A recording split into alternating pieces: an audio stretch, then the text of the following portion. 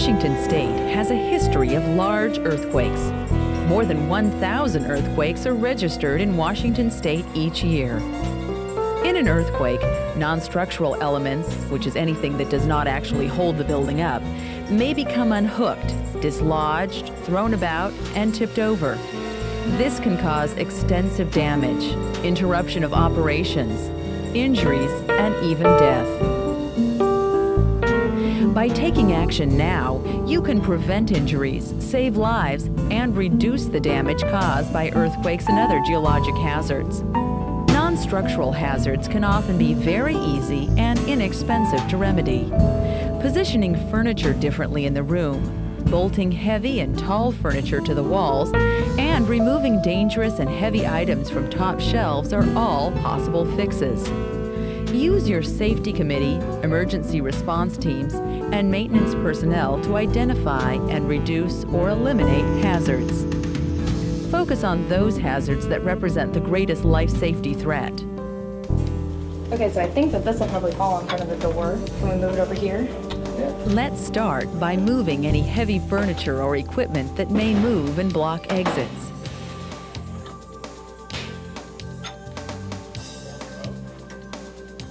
Ken Urey from Emergency Supply Center will help with installing hardware and other non-structural procedures. Computers and monitors should be secured with seismic buckles, earthquake matting, or other earthquake restraining devices.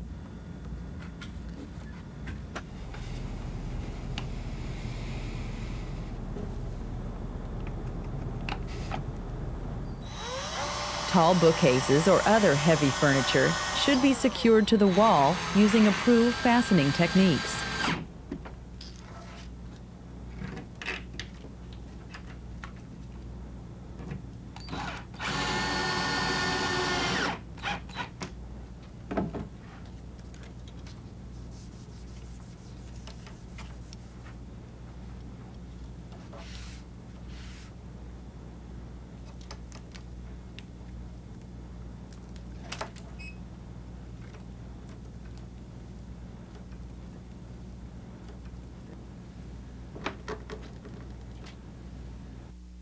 Wall-mounted objects over 5 pounds, such as monitors or televisions, should be connected to structural framing.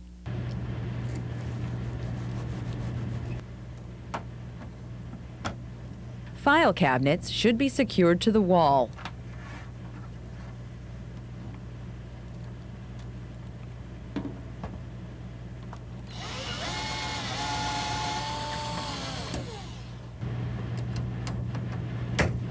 Drawers should remain locked when not in use. If the drawers are unlocked, they can become projectiles.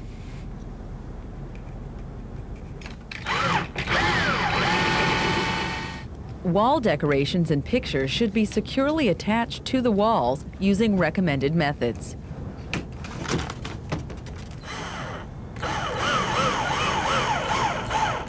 Here, we're using a picture snap with Velcro corners.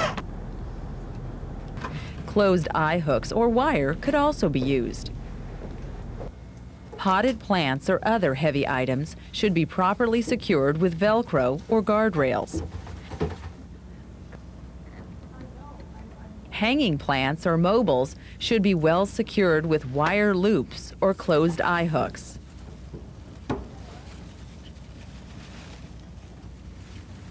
AV equipment, such as monitors, video players, radios, speakers, and so on, should be securely anchored with heavy-duty Velcro, earthquake matting, or seismic buckles. Hey, Roger, what we're going to be doing today is taking your monitor, since you have all these windows here, and the glass could blow in on you and give you cuts and injuries. We're going to move you to a safer location away from the window. Oh, I see. Desks should also be moved away from windows in case they fracture during a quake. Or shatter-resistant film should be put on the glass to prevent broken pieces from flying about. Fragile objects should be attached to surfaces using either earthquake putty or museum wax, or placed on earthquake mats to reduce damage or injury. Okay, let's go ahead and take the high objects down so they don't hurt anybody. Okay, I'll take this one. Heavy objects should be moved from overhead cabinets or storage areas. Rolling carts should have their wheels locked. Bookcases should have bungee cords or guardrails to keep books from tumbling off the shelves. How many of these we're going to print once we know what our budget. Remember, when the ground starts to shake, do not run. Drop, cover, and hold under a desk or heavy piece of furniture. Remain under the desk until the shaking stops. Every person should have a supply kit containing water, non-perishable first aid supplies, heavy-duty trash bags, a whistle, a flashlight or light sticks, heavy gloves, a battery-operated radio, and extra batteries. Prepare because you care. For more information, call your local emergency management office or Washington State Emergency Management at 1-800-562-6108.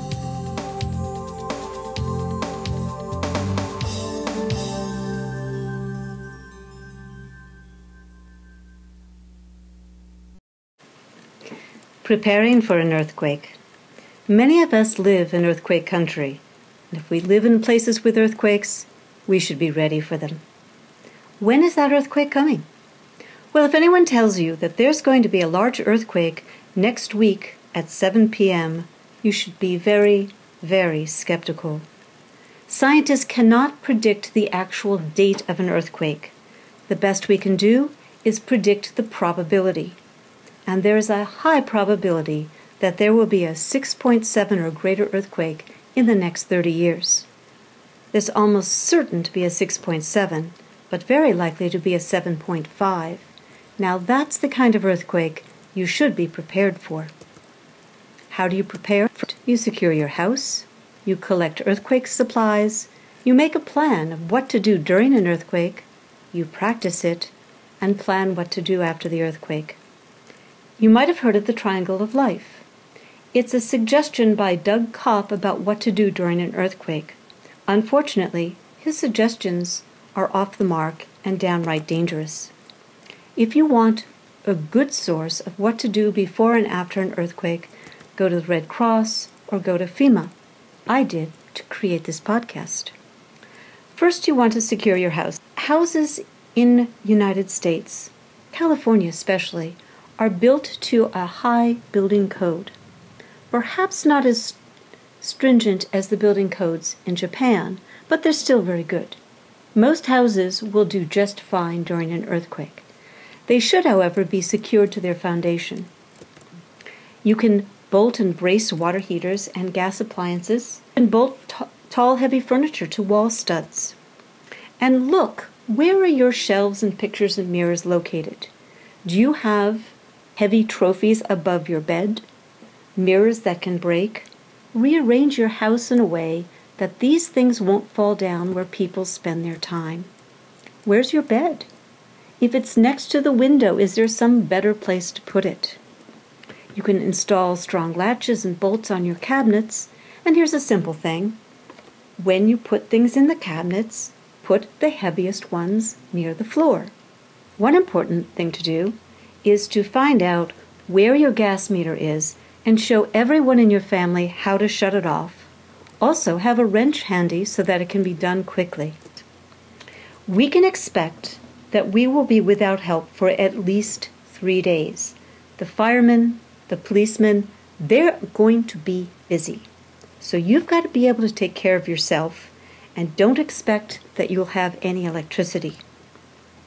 One of the most important things that you can have supplied is water. You need about 1 gallon of water per person per day. It's easy to buy these big 5-gallon jugs.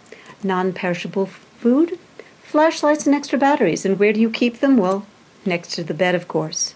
Because that earthquake is likely to happen in the middle of the night. With no light, you're going to want the flashlight, and you're going to want to put on shoes or slippers. There might be a lot of glass on the floor, so have some shoes under your bed. Medical supplies and first aid, of course, is very important. You might want a battery-powered or hand-cranked radio. They're easy to find. Water will need to be sterilized, so liquid bleach does that very well. A few drops in the water until you can just barely smell the bleach. Wait 30 minutes and it should be safe. Hygiene. There's not going to be water coming out of the tap to wash your hands with, so it might be a good idea to have plenty of hand sanitizer around. Oh, speaking of that, you may not have a toilet working, so having plenty of plastic bags for a makeshift toilet is a good idea. I know, it's icky. Get over it. Extra cash. Don't expect ATMs to be up and working anytime soon. So if you want to buy stuff without looting, please have your own cash.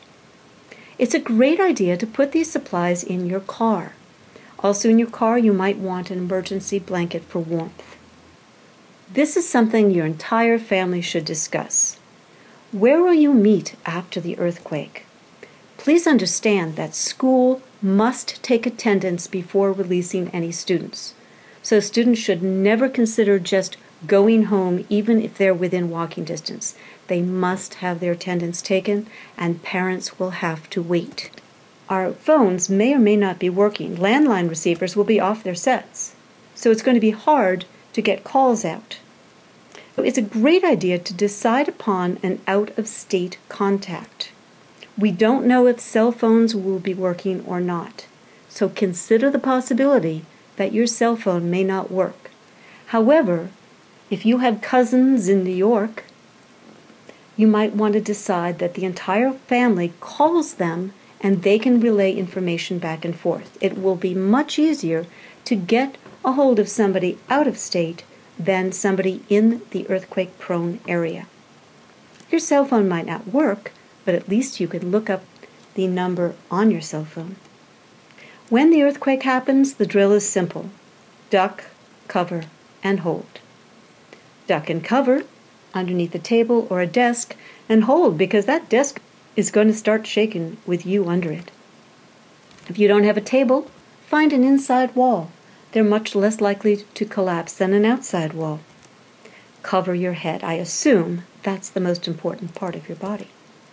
Keep your head lower than the furniture. So, for example, if you wake up in the middle of the night in an earthquake and there's no desk to go under, then get beside your bed, lower than your bed, and put your pillow over your head.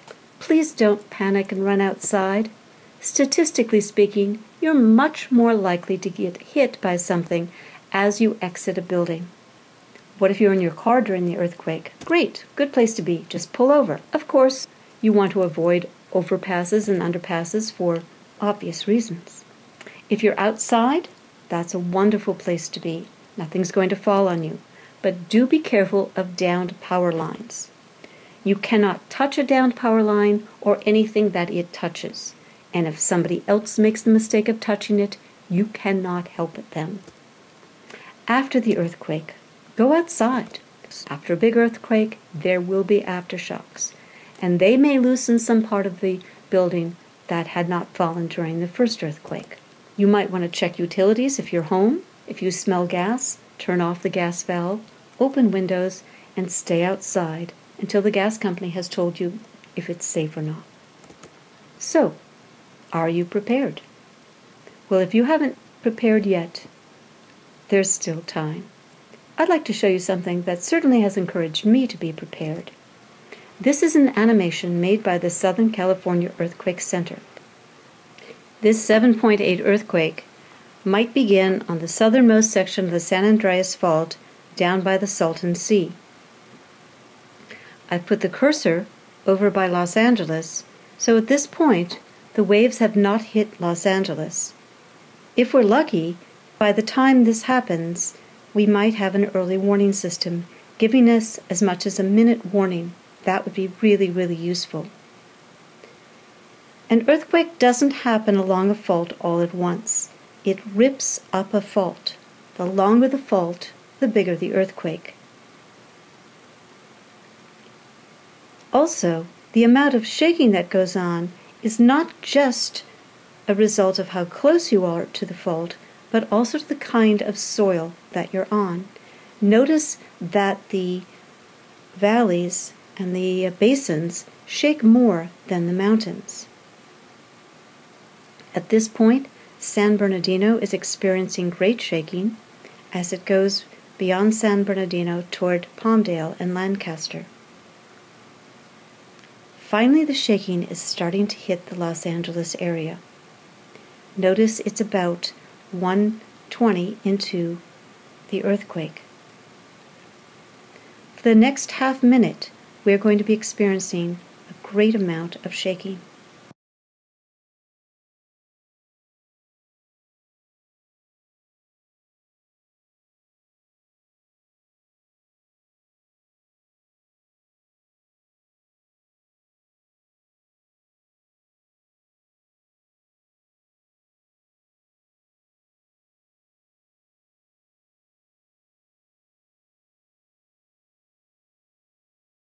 The fault has stopped moving, but the shaking continues.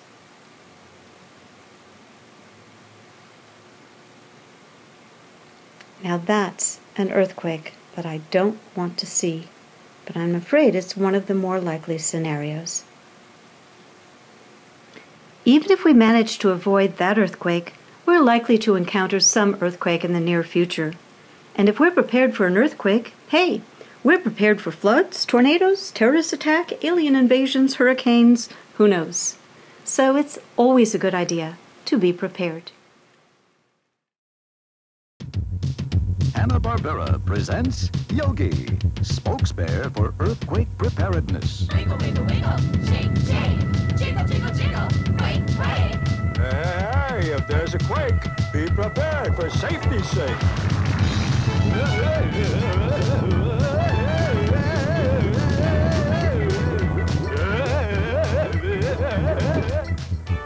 Right, Yogi. And being prepared means preparing for an earthquake before, during, and after it happens. Take it from the smarter than the average bear. That's good advice. And speaking of advice, to be quake safe, try you-know-who's preparedness kit. Right again, Yogi. That kit holds some of the bare necessities of being earthquake safe. Flashlight, transistor radio, extra batteries, fire extinguisher, whistle, first aid kit, tissues, large plastic bags, aluminum foil, blankets, canned or packaged foods and juices, bottled water, paper cups, plastic spoons, and special family needs should be included. And don't forget this, Mr. Narrator, a crescent wrench. Right on, Yogi. It's also important that parents locate and learn how to shut off the water, gas, and electricity in case of an emergency. Your friendly gas, water, or power company can assist you in this. Electricity can be switched off by either a fuse box or a circuit breaker. The gas shutoff valve is located on the inlet gas pipe entering the meter. Turn the slot valve a quarter turn so it runs crosswise on the pipe. The line is now closed, although the main shutoff valve for water is out by the curb in a concrete box. You can shut the water off at the master valve, where it enters the house. And now that we're all prepared on the outside, let's check out the indoors. For safety in the home, things that could slide, crash, or fall should all be fixed to the floor or wall. Hey! Don't forget a rope or leash to hold your pet. It's also very important that every family should have plans to evacuate and reunite in case they become separated during a quake. Hey! How's about a two-sided window sign that alert your neighbors that you're okay? Speaking of neighbors, Yogi, parents should get involved in a neighborhood safety watch program. Because, and I quote, with neighbor helping neighbor, a plan for preparedness saves lives and property. Now that you're prepared for before a quake, here's what to do during the shaking and the quaking. If indoors, get under a table with your head covered, or in a doorway with your head down and arms braced. Stay away from windows and mirrors, fireplaces, bookcases, or tall cabinets. At school, when your teacher calls drop, Get under your desk. Cover your head with your hands and arms. If you're outside during an earthquake, stay away from buildings. Avoid trees and stay clear of walls and power lines. And remember, during a quake, the best way to handle scared is to be prepared. Keep calm. Don't panic.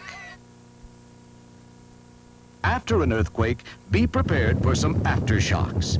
Don't be alarmed. It's nature's way of settling down. Now here's some more tips for you. The after-earthquake things to do. If you're at school and it's a major quake, stay there for safety's sake. Your teacher will take care of you until it's safe or until your parents come and get you.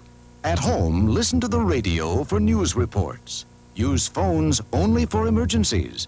And stay put. Check for safety.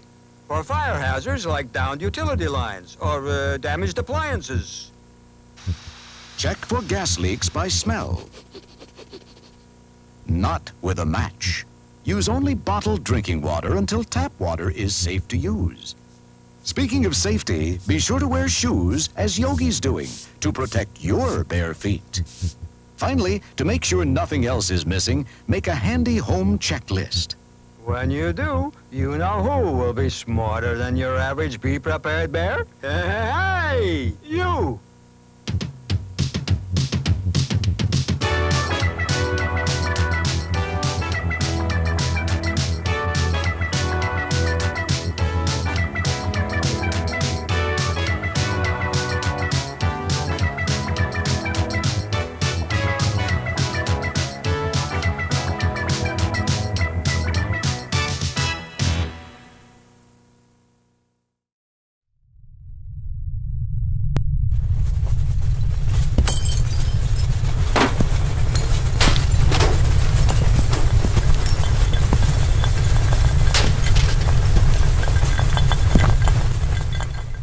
So we're here in the shake trailer, which simulates an earthquake of different magnitudes, and the whole point of this is to give people an idea of what it feels like to be in an earthquake. And we bring this out to different locations, and Dawn, you haven't been in this yet, but it'll be interesting to see what it's like, because you never know, earthquakes could happen at any moment. You don't know.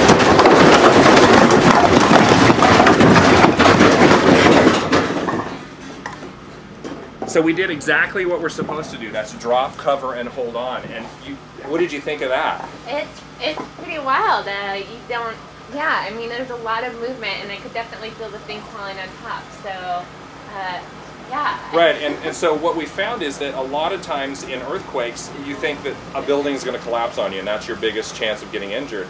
The reality is that most injuries occur from stuff falling. So that's unsecured items like we see here. You've got all these books and things that can hit you in the head.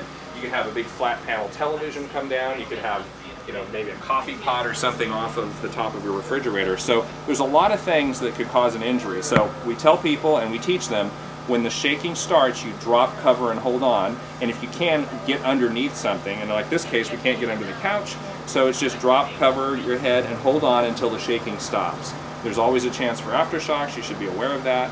And then after the shaking stops, that's when you take steps of deciding if you're going to evacuate or what you're going to do. Maybe shut off the gas because the gas main's now leaking. So it was a pretty wild first experience for me, so I have to say, you know, being new to California, that was my first time of even having something simulated that, and it is definitely an experience of just even trying to get down to the ground, and, yeah, it's a very interesting experience, so glad I had the opportunity. all right, well, that's the shake trailer, and in the next segment, we're going to be talking about what you should put in your emergency preparedness kit. So we're here in downtown Sacramento where we're doing a demonstration for people on what it's like to be in an earthquake, and we're also teaching people what you need to do to prepare yourself for an earthquake or any kind of disaster. Joining me is Dawn Lindblom with American Red Cross here. Thank you for joining me. Yeah, thank you. So what we want to find out is what is it we need to put in our kit that we would use in a disaster? Yeah. Well, what's really interesting, there's some really basic items that you want to have to be ready for an event. So some of the things would be like having a flashlight, extra batteries for the one, and spares to have if something happens. Things like making sure you have a 3-day supply of water. Usually our general recommendation is a gallon of water per person per day. Well, that's important to know. Absolutely. non-perishable food items, so something canned goods type of thing, and make sure you have your can opener. Yeah, that's really key. I know a lot of people are like, well, if you're going to be in your car and stranded somewhere or whatever, and you've got cans, how do you get in them, right? Exactly. That's really clever. Another thing is just some of the things that we don't always think about, and we see this all the time at the Red Cross and emergency response, but make sure you have your prescription drugs, have an extra supply on hand. And if you don't have that, have a copy of actually your prescription in and of itself, because that's another piece that, we can get refilled or do something like that, but have that in place. Some of the other items, if you have infants, having baby food and formula, that's available and on hand. And another thing to think about is that, you don't know in the event, how much injuries or how people might get harmed during the event. So make sure in your kit that you have a first aid kit so that you can administer that if anything happens. And so then you have that. So in here, here's like a little tiny first aid kit, and it doesn't have to be a big fancy one. You don't have to get something that's cost you $50 or $100. No, just be a really basic one. It doesn't have to be like you said, anything too huge. I think toilet paper. Toilet paper could be a handy item to have. And people laugh about that, but it's true. You never know when you're going to get stuck, and you may need that, right? It is important to have. I think some other things, a spare set of keys in case you need that access to your home or to that sort of thing. I didn't think about that, right. So a lot of good things that you can have. People can go actually to our website to find a full list of the type of items that you want to do to make your own kit. And it really doesn't take a lot of effort. Even if you do it as a family, for example, you could do one item per month or 1 week per month. Just pick it up when you do your regular grocery store run. And it's a good thing to have, in the event of any type of disaster or emergency that you're ready to go. And that's great. These are great tips. And it doesn't have to be expensive. You could just go around your house and just pick some things and put it in a bag and have it ready to go for whatever the disaster may be. Absolutely. All right. Well, thanks, Dawn. Thanks for showing us. And if you want more information, you can go to the American Red Cross website, which is www.redcrosscrc.org. And then we also have totallyunprepared.com, which is a place you can see some videos and some other ways in which you can prepare yourself in your house and secure your items if you're going to be in an area where there might be an earthquake, which is basically all of California. Thanks for joining us.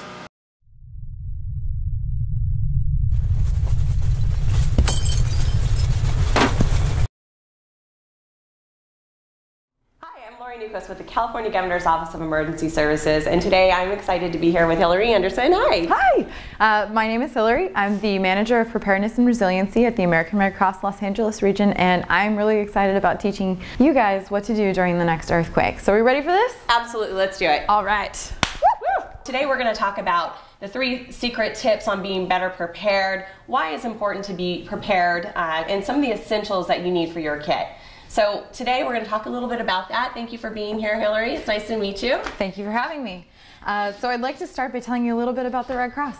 We respond to about 70,000 disasters a year on average, which really for us counteracts the myth and the most denials that we face, which are that it's not going to happen to me and it's not going to happen here.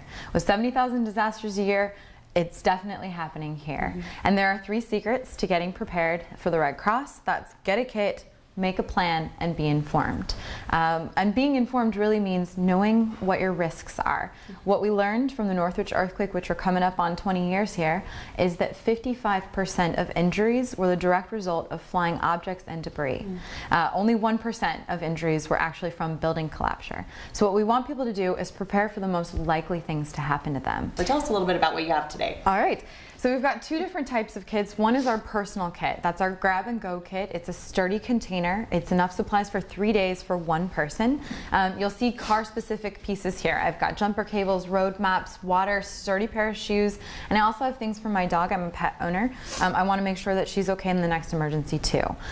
Those are some basic essentials. Then you see our family supplies kit. This is enough supplies for every member of your family for starting with 3 days and building up to 2 weeks. You'll find food, water, medications, and first aid equipment, as well as multi-tools, batteries, flashlights, a radio, a hard hat, because it's no joke, flying objects absolutely will happen in the next earthquake, and you've got comfort items as well. So plan for your family and their special needs on top of that. Great. Well, that's a lot of information, and we're so excited that you were able to be here with us and to share this with us. I think it's so important that we are able to be prepared before, during, and after disaster. And for more information, please visit www.caloes.ca.gov. And for more information on how to build that kit, make your family communications plan, and be informed, visit redcross.org. And when the next earthquake strikes, we want you to drop, cover, and hold on.